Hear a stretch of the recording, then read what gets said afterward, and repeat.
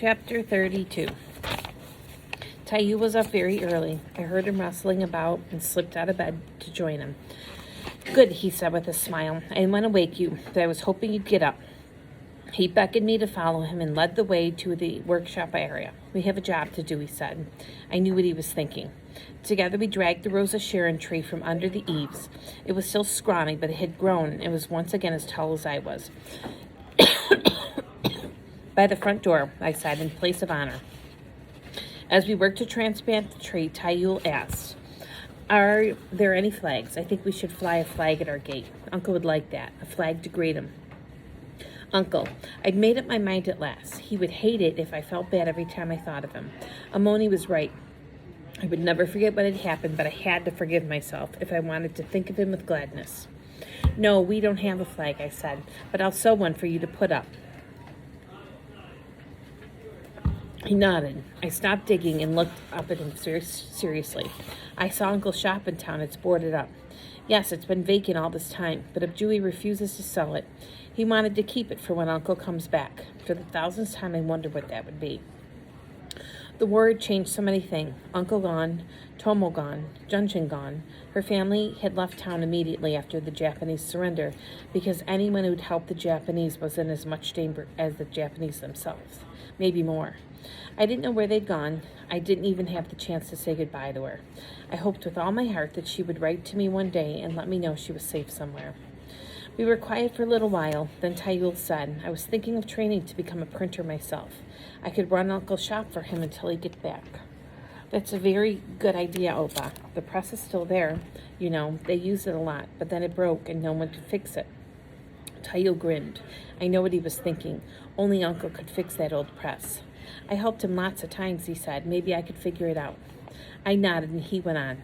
The shop needs a new sign. You could paint one. Printing, Kim Young-chun. That's what I think it should say. He moved one hand across the imaginary sign, indicating 2 lines of large lettering. Kim Young-chun, Uncle's real name. Abjui might be disappointed that I don't want to become a scholar, Taiyu continued. I'll convince him by telling him that my being a printer will honor the work that he and Uncle did during the war. He paused. But there's always been a scholar in the family. If I'm to be the printer, it'll be up to you to become the family scholar. I frowned. Me, a scholar? Girls hardly ever become scholars. There was so much work to be done everywhere in our home, the neighborhood, the whole country.